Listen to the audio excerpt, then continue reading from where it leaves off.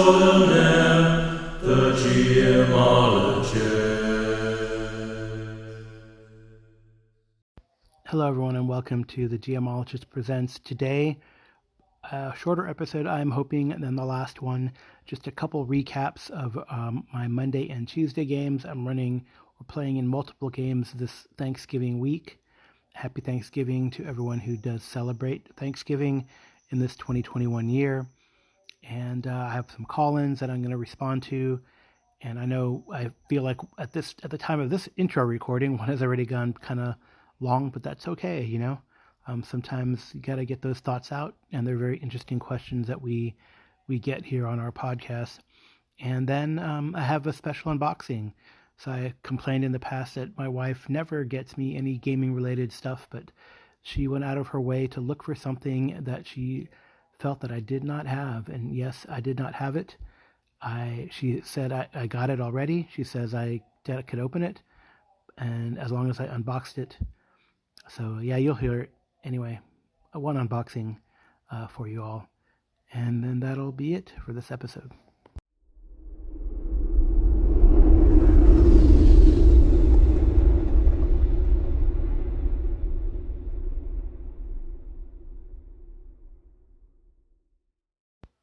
Hello everyone. So the first game I played this week, this being Thanksgiving week 2021, I think I have a game every freaking day except Thanksgiving, and on some days there will be multiple games. The first game I played this week is a makeup game in the Reavers playtest run by Joe Salvatore of Fria Ligan Games, and it's an ongoing playtest where we're just we got three characters in the group: Laszlo, who is a warrior, Brutus, who is played by Jason Connerly, who is a rogue, thief, scout, and then myself, I play Askell the Lame, who is a shaman. And we've just escaped a town that's been invaded and is burning. The last adventure we spent, ducking patrols and hiding out in the rain and more or less rescuing or trying to heal up this prisoner we had rescued from inside the city and had whisked him out of this dangerous place. So there was no combat that last time, but this time we're trying to move south back to my people.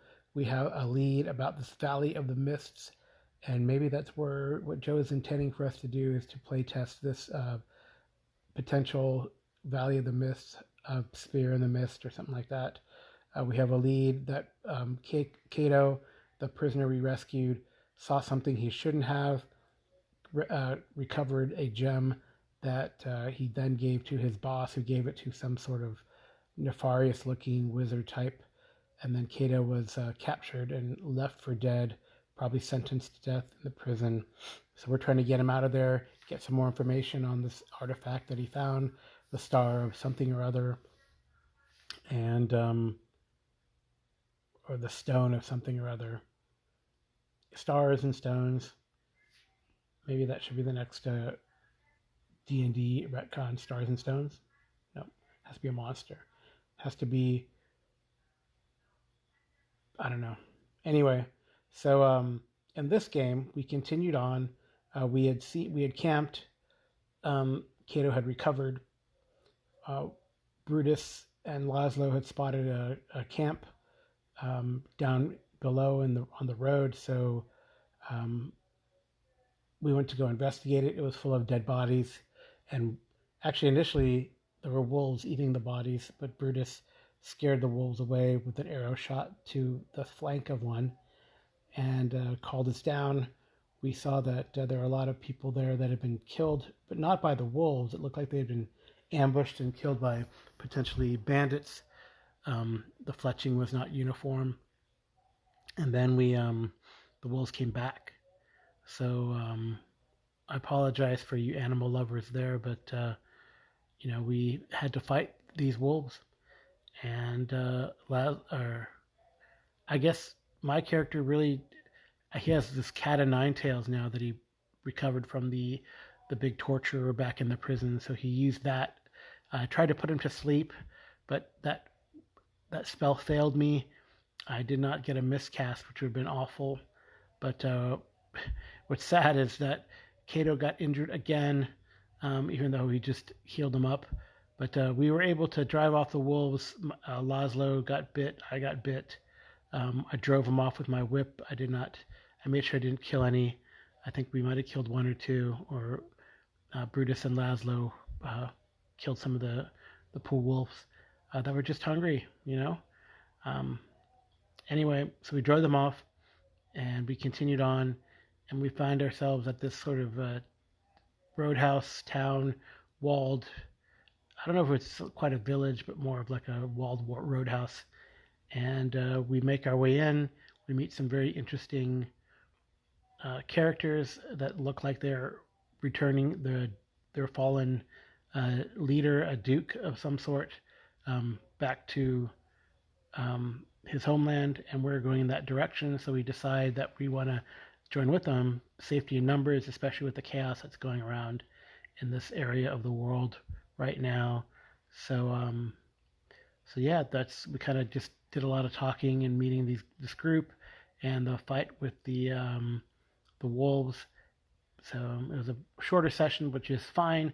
I think again, Joe is always. It's the first time that we tested. Well, I had tested sort of he got away. He went away from the D20 mechanic and is going to a pure dice chain mechanic, player facing, where you roll your dice to the same mechanic for casting spells and doing skills as is for combat, and you roll like a dice depending on your skill. It's higher or lower. You roll your defense depending on your skill. It's higher or lower. So I think that works out really well. It's a unified mechanic, which I like. I don't like generally hodgepodge mechanics, but it's an evolving game. I really like the vibe of it, and Joe runs a fun game and is a really neat designer, always with new ideas. And what I appreciate is listening to feedback and input, because that's what it's all about, right?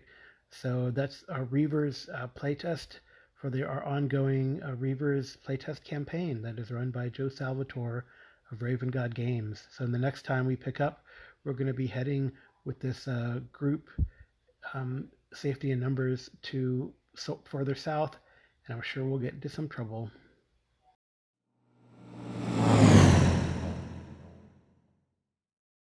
Twilight 2000, the 4th edition recap. Tonight we played our ongoing game of Twilight 2000. Again, it's a 4th edition from Fria Ligan Publishing, and I really enjoy it.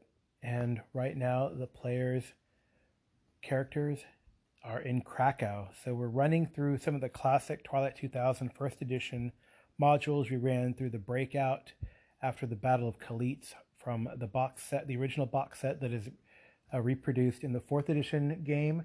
And now I'm running in the free city of Krakow. And the characters had stumbled upon the remains of an ambush. There was a survivor of this ambush, and he talked about something called Operation Reset. Some of the characters knew about this operation. Some of the more spy-minded or special forces-minded characters knew about it. And the players found papers and blueprints that describe what Operation Reset was, and many of them deciphered it. A couple of the players deciphered it and figured out what it did. So what it did was to reboot computer and science technology and harden it against EMP pulses. Apparently there was a prototype, but they did not see a prototype. So the players, they are, my wife Amy plays Kasia, who is a Polish partisan of indeterminate age who has probably seen a spy or two in the family. Then there is Tops. He's a master sergeant, now an ex-SEAL. He was in this SEAL team that was stationed to cause havoc along the rivers during the European theater, and he is played now by Joe Salvatore of Raven Games. Then there are two other players. They do not have a podcast, but one of them, he goes by Erks. You might see him on the Audio Dungeon Discords. He was cool with me telling you that he played in my games. He plays Sergeant Grunts, who is a ex-ranger attached to the 5th Army Division. So right now, when we last left the heroes, they had been involved in a small, very quick and deadly firefight. Kasha had been injured, and Jonesy, who is a German spy, had killed someone who they suspected was a KGB agent. They threw them in the truck, and the sirens and whistles are going. So we pick up where we left off, and they had captured someone they had been pursuing. The name, the Sergeant Cutter or Cutler, who the last survivor of the ambush that they found, where they found the Operation Reset papers, said was in Krakow and went by this Cutler or Cutter name. He also has a tie-in to Jason Connerly's character. Jason has not been able to play because of a work schedule change, but he has agreed to let me keep him on as an NPC and given me direction, which I think is hella cool. So this guy, Cutter or Cutler, has a tie-in with Sam, who is Jason's character. So we pick up, the whistles are blowing, sirens are blowing, the spotlights are going because of this couple shots in the dark here in the old city of Krakow. And they all pile into the back of the truck. Sam guns it, screeches around the corner before a Jeep coming down the road, trying to figure out what's going on down the street of the Warda, which is the local police, the Krakow police force. And Sam turns the corner before they can get a beat on. They go in a different direction, and the heroes escape. They kind of park in the back of the Najrowski, which is the club that they were at, where all this stuff happened. Where in the earlier in that evening, Kasha had confronted who she called and taunted not Cutler, because he denied being Cutler. So, and then that's after which they followed them out of the bar, and all this kind of stuff happened. They go back to the bar. This person that Jonesy killed looks like he was a KGB agent of some sort, or maybe Spetsnaz or some sort of Russian intelligence. They took his weapon. They took some cash from him. They took Cutler's cash and have his weapons. He is unconscious in the back of the truck now. Tops jumps out of the truck and throws the body of the KGB agent in a trash heap, and hides. And some Ormo who are kind of drunk and were in the bar earlier have come out to see what's going on. Of course, they don't see Tops because he disappears like a shadow. And the rest of the group, like I said, go to the back of the Najrowski. And Jonesy goes there, knocks on the door, bribes the back doorman and buys some vodka at an exorbitant price, but it's something he's going to use for later maybe. And Tops kind of sticks through the streets and hides. Eventually, he goes looking around for a place to hole up, and because they want to do something with Cutter and find out what he knows, because they do know he's with the Raiders of Warsaw, the Najrowski something or other. I don't remember the exact name, but it translates to the Raiders of Warsaw. And he's a bad dude. They were warned about him, but now they've captured him.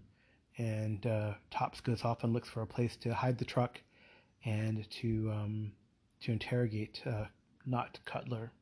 So the others go to the bar and have more encounters with Henry. Kasha, and Jonesy have a drink because it's been a rough day, and Kasha's limping a little bit. People have left the bar. The singer dancer Tanya has come out, and she sits at one end of the bar while these guys hang out. Eventually, so Sam and Grunts are watching the prisoner in the truck, and Tops eventually comes and checks in, says I found a spot, and then goes into the bar as well. The only people in there are merchants who are talking with this member of the Warda, and they look over there and they see the policeman has passed out, and Kasha, Amy's character, looks at him and says, "Think something is wrong. He's breathing shallow. It looks like he's not drunk but has been maybe poisoned or given something to knock him out, and it hasn't gone well. So she rushes over there, confronts these guys, sees that indeed he's having some sort of allergic reaction to whatever they gave him. So she reaches into her med kit, pulls out some adrenaline to. There's no EpiPens at this time, right? So adrenaline's the closest thing. So she pops him in there. It starts a bar fight, but Tops backs her up and grabs the guy. This guy pulls out a knife. Tops grabs him. It's a really cool sequence of violence where the heroes diffused it, and Tops grabs this guy's knife hand, and then smashed a glass in his face, and then subsequently banged his head into the table, which was kind of neat. I'm glad these guys have some competence and things work out for them. And Jonesy snuck up to this guy's buddies and put a gun to his back and said, "You don't want to start any trouble." And the guy said, "No, I don't want to start any trouble." One guy ran away, and Grunts by this time had heard what was going on through the radios that they have. So he runs, and he tries to clothesline a guy, but ends up just smacking him and sending him to keep running, because that's what the guy does. So they defuse the situation. They let these guys go. They save this policeman, and they get his name. And Akasha and Jonesy talk about Cutter or Cutler or whatever. And Henry Gibbs ends up seeing that these people are interesting, and he ends up giving Tops a coaster, but Tops has not looked at it. And actually, we're going to save that to the next session, because the player character, the player Joe Salvatore, who plays Tops, didn't look at it, so we decided to save it for the next time. Anyway, they leave the bar, and then we get to the interrogation, which I think went off really well.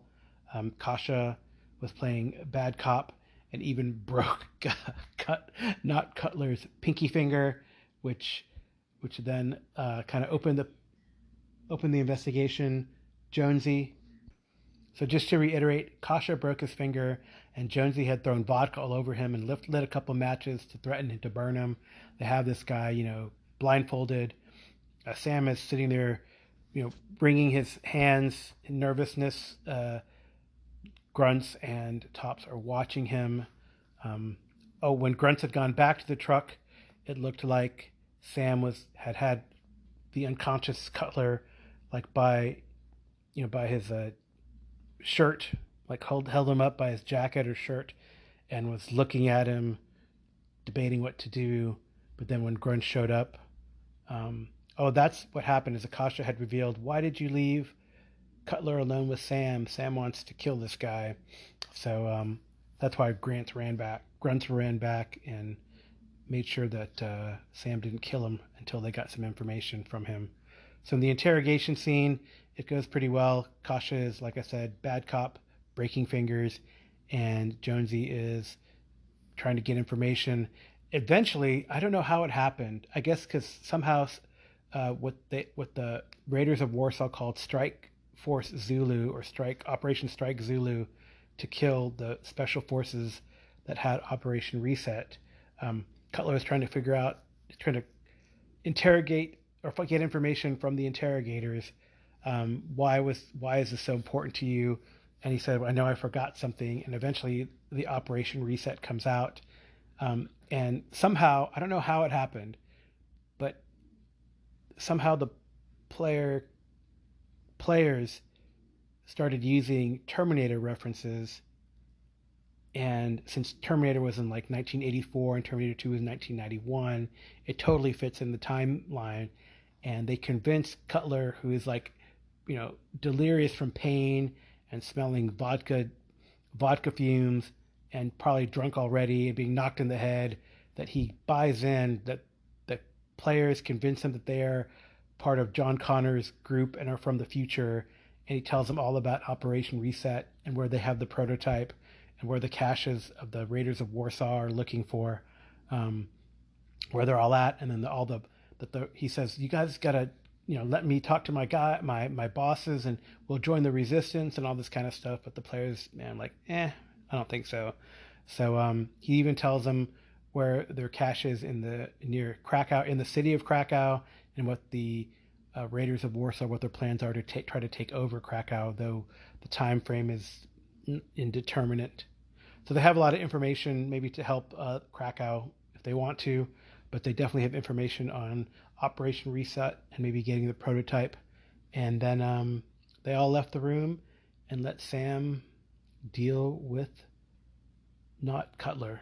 And Sam did. Sam was able to knife him as much as he wanted to, and we ended with Sam, doing that, and then from the trauma of killing someone that close and personal, then vomiting in a bucket that Kasha had provided. But now they have some direction and where they want to go and what they want to do, and all thanks to John Connor and the Terminator series, which was pretty fun and funny, I thought. So that's Twilight 2000. It was a really good session. I thought there would be more violence. I thought they would try to break through maybe one of the checkpoints, so I had that ready. I thought that they would be confronted by the police, but they escaped them, and I had that ready. But the players are savvy. I think maybe after Kasha got smacked in the hip and went down, they realized how lethal combat is, so they try to avoid it as best as possible. And now they have some information that is going to push Operation Reset, try to get them home, try to make the world a better place. So good session. I really enjoyed it, and I really enjoy this ongoing campaign of Twilight 2000.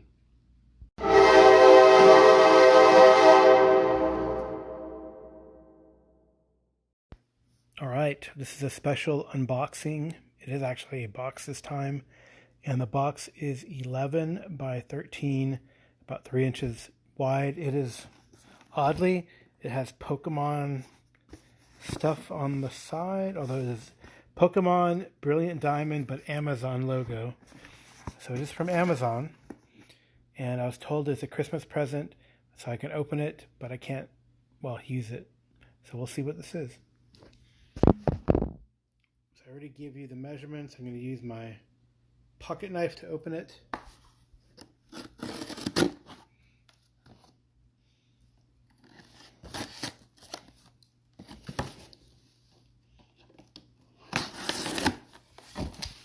Okay, it's a box within a box, of course.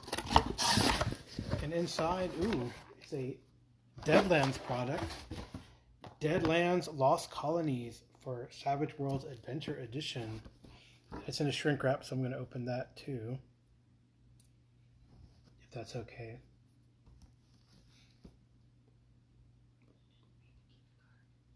Oh, apparently there's a gift card. And it says, "Merry Christmas, I expect an unboxing from Amy and your furry kids." I don't have furry kids, I have cats and dogs. They're not kids. That's just me.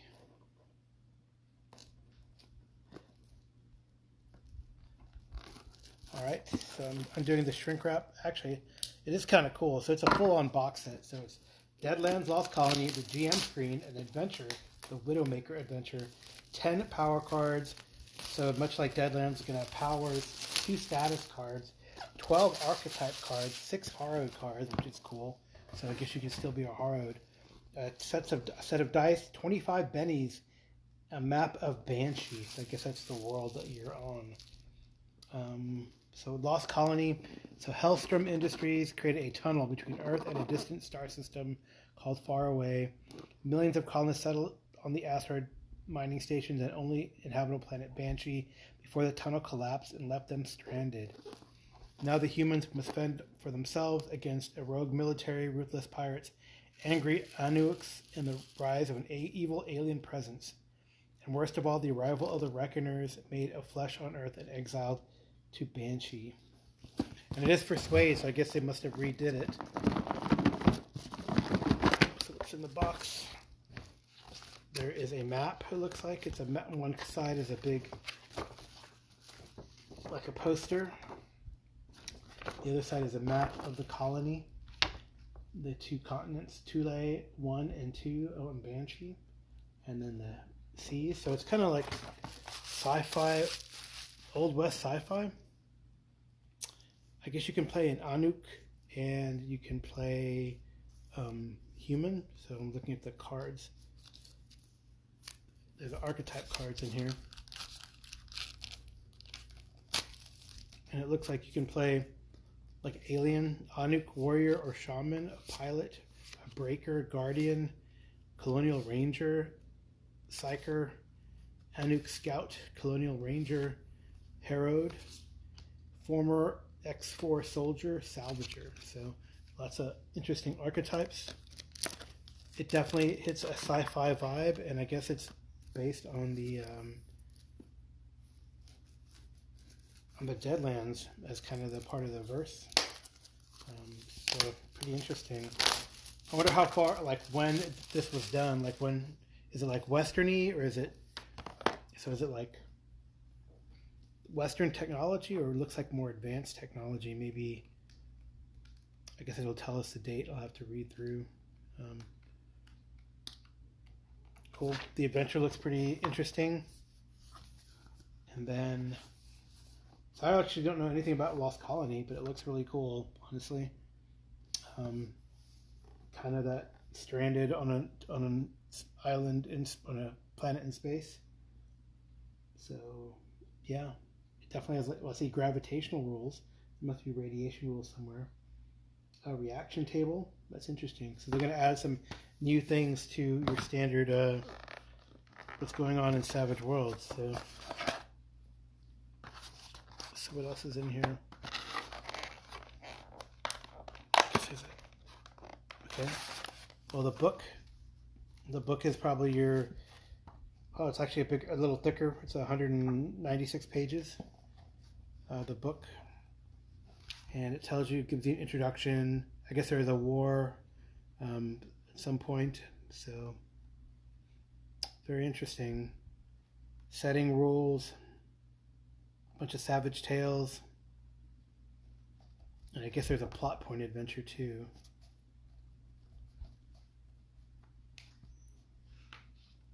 Yeah, there's a plot point campaign and everything in this book, so that's really cool. So there you go, Lost Colony. I definitely, like I said, I don't know anything about it, but it looks sort of sci-fi. It definitely looks sci-fi-ish with an aliens on the planet and colonization tale. So pretty interesting. So I guess the person who gave it to me, which is Amy, she never really gives me any gaming stuff, but she got this for me for Christmas. So I guess that means she wants to run it. Maybe she'll call in and tell me. All right, that's the unboxing of the Lost Colony, Deadlands Lost Colony, the Savage Worlds Adventure Edition box set.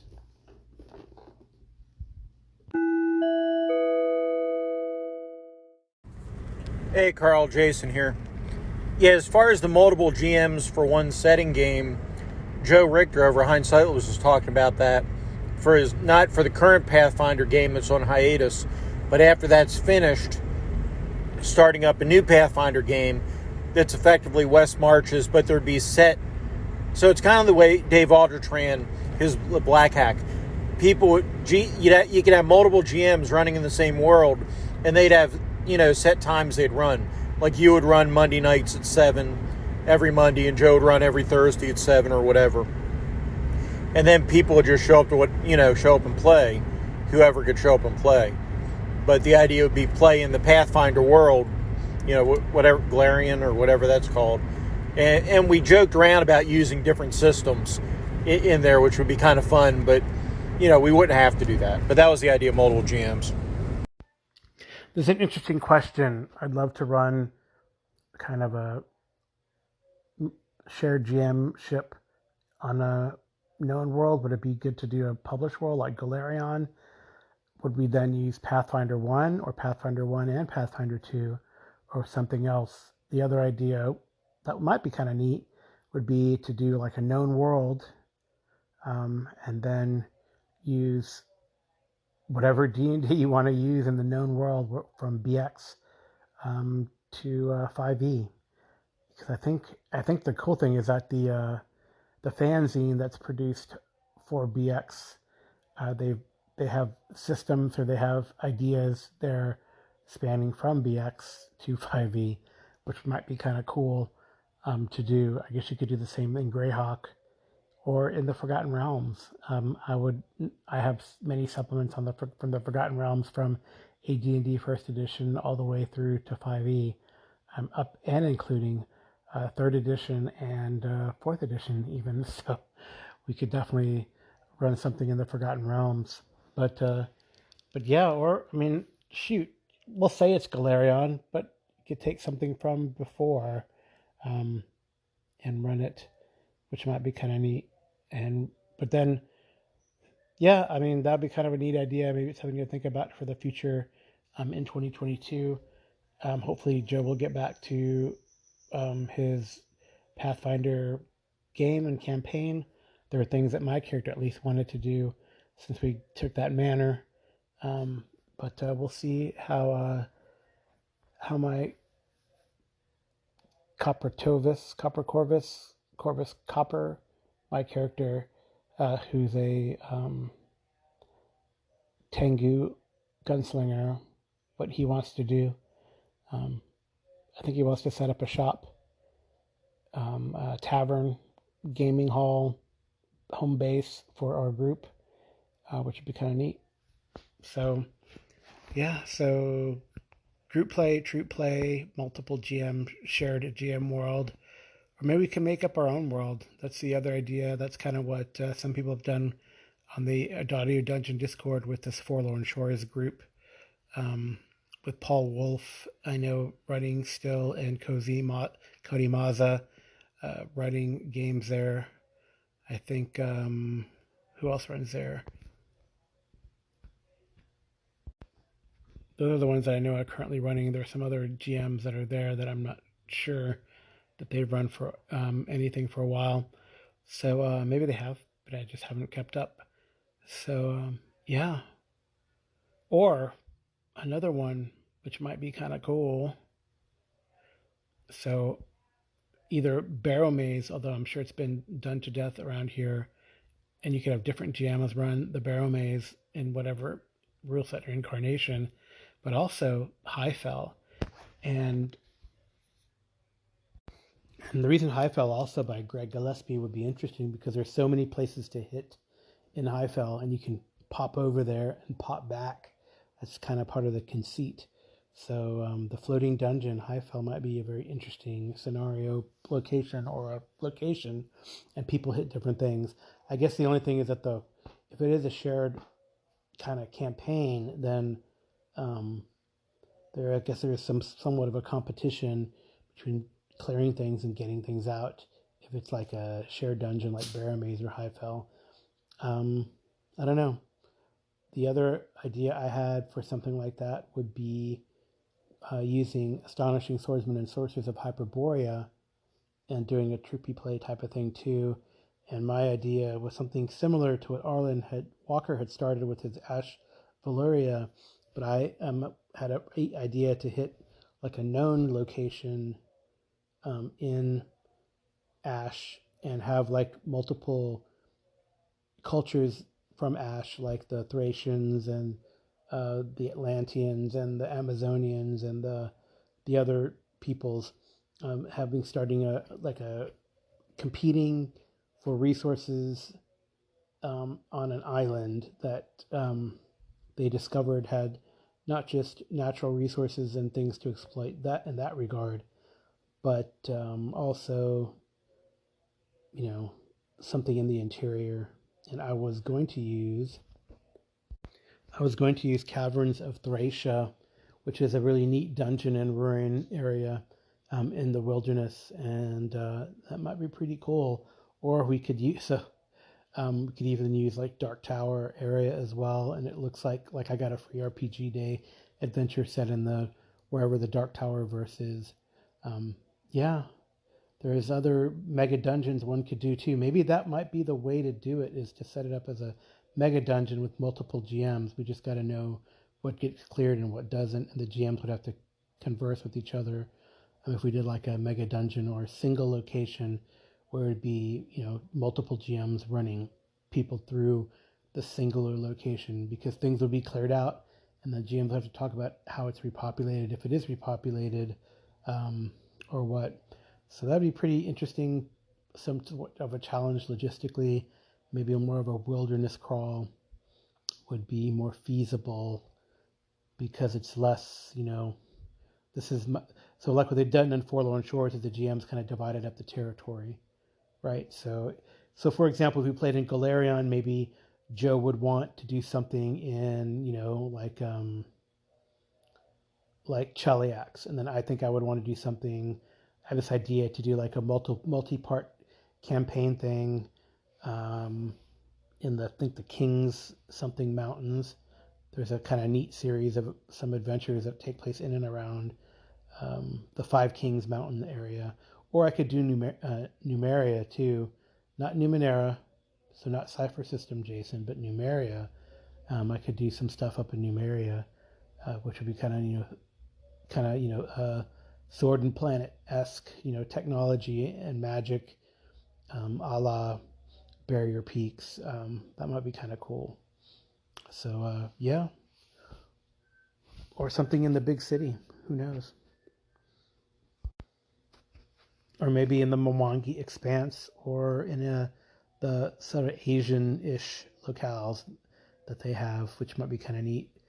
There's this one adventure path that I had started that was kind of neat, and I wanted to run. I thought it was very evocative, very Arabian Nights in feel, and I'd love to like run through that one. I think, and that one was called Legacy of Fire. So in that area, it might be kind of cool too. So yeah, the Pathfinder world is wide open, and I guess you could use, like I said, Pathfinder 1, Pathfinder 2, or any D&D system. Why not? We could always find or share with each other all the monster books. That does, maybe Midgard is another one too, right? The Cobalt Press's Midgard would be another cool place to do a shared verse, but maybe since Pathfinder verse is more familiar, I don't know. It depends on what is the most familiar to the GMs, right? So, or like I said, a homebrew. Anyway, that's a rather long answer to your 1 minute call-in. As far as Palladium, yeah, man, I'll run it. Well, maybe we could do that. I'm not getting too many bites for running a OD&D game for British Saturday mornings, so we could do it the opposite Saturday morning from DCC. We could do it, if we don't do something else, the opposite Wednesday from Pathfinder or the 2, although I'd rather play Pathfinder 2 weekly.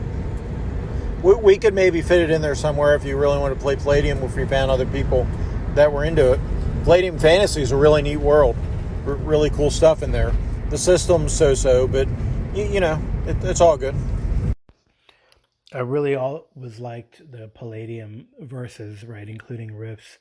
So the Palladium Fantasy, like that Worgen Nation or Wolfen Nation, always fascinated me. So it'd be kind of neat to play in that verse. Just like if I ran riffs, I'd probably run in like the Coalition Lone Star State. So characters could be chosen from like Dog Boys and things like that. That'd be kind of cool. And then their adversary would be then the Vampire State to the south. I wonder if you could do that in Savage Rips. I know they did the Atlantean stuff, and I know they have the North America book. I just need to give it a better read and see what they've covered in the Savage Rips book or not. Or just, I know I have the Vampire Kingdoms book for Riffs, so that'd be kind of neat to run in as well. So yeah, definitely, Jason, if you run, hopefully we can schedule the time. I really enjoy playing in your games, and I don't know why I don't know what's wrong with my cat. Hopefully you can't hear it too much. It was just calling for one of its buddies to play, it seems. But yeah, Jason, I'd love to play in a game that you ran, whether in Palladium or even in Rips, using that system, because I've never run that system, so it's always better to have someone else run it for you. Just like I sit at the feet of Master Kevin Madison, and when he runs like City of Mists or Cult or something I haven't played before. So yeah, I'm looking forward to it. Let's just figure out the schedule again, probably in 2022. But hey, that's around the corner, right? I mean, it's almost December. So not too far away. We'll just talk about it and set it down. I think I've thrown out some schedule changes that we could possibly do, and I'll talk to some of my guys and see what we want to do with that. Okay, talk to you soon. As far as superheroes, honestly, what I'd really love to do is do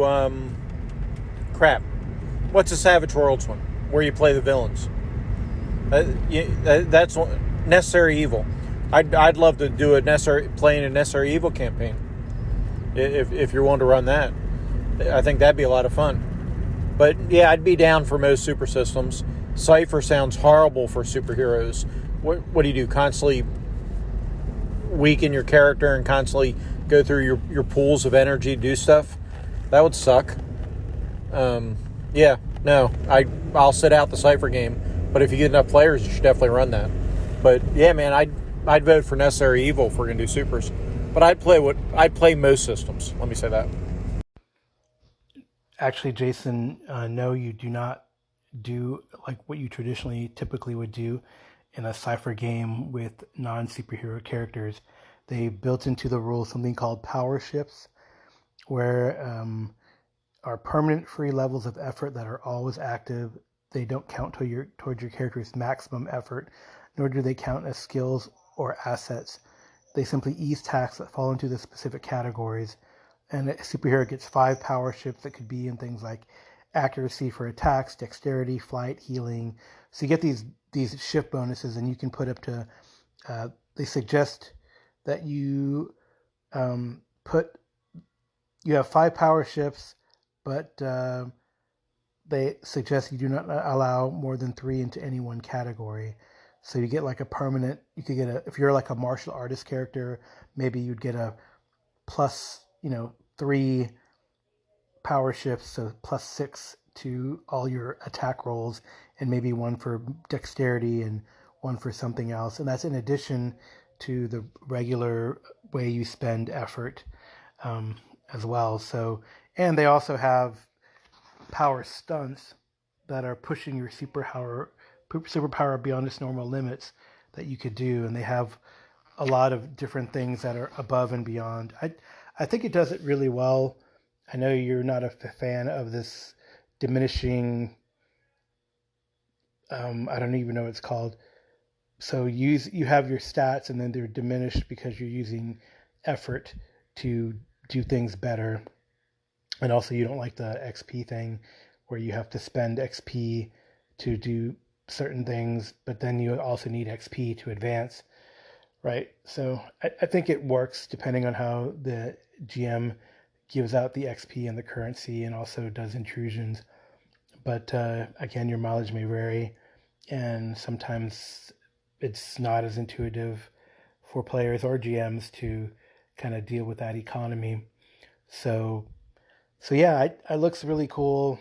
I mean, in Hero System, you always had to spend endurance, and you were losing endurance as you used your power.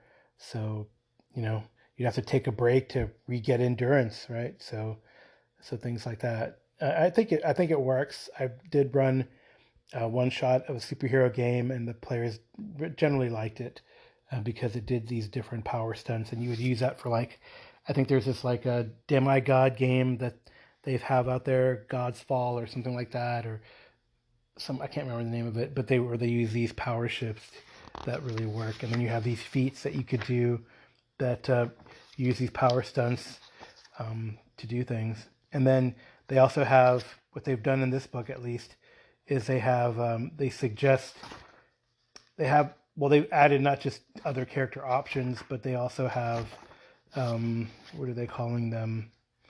They are calling them not really archetypes.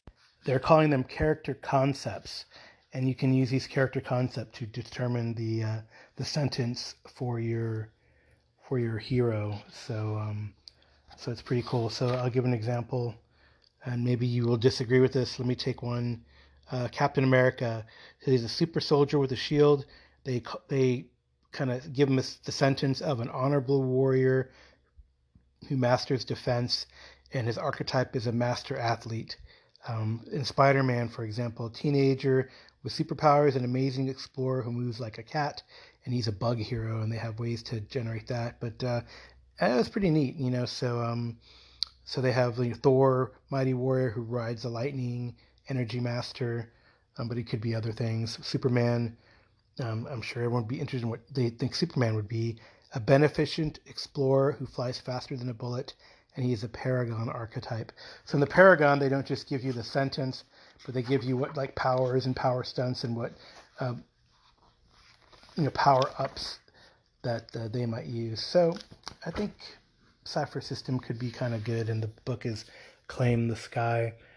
But I like Savage Worlds a lot, and I need to look into the new Suede superhero supplement that they've just put out. I think you can pre-order it, which I might do here in the next month or so.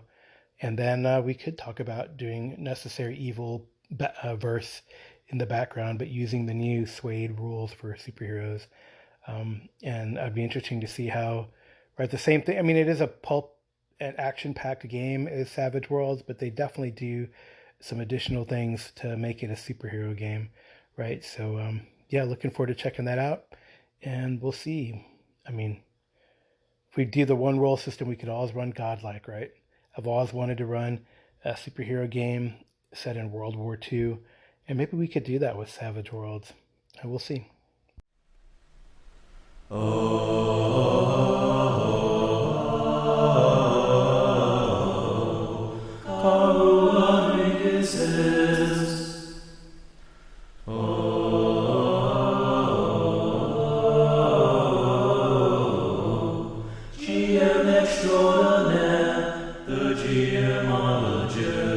Carl Rodriguez is the GM.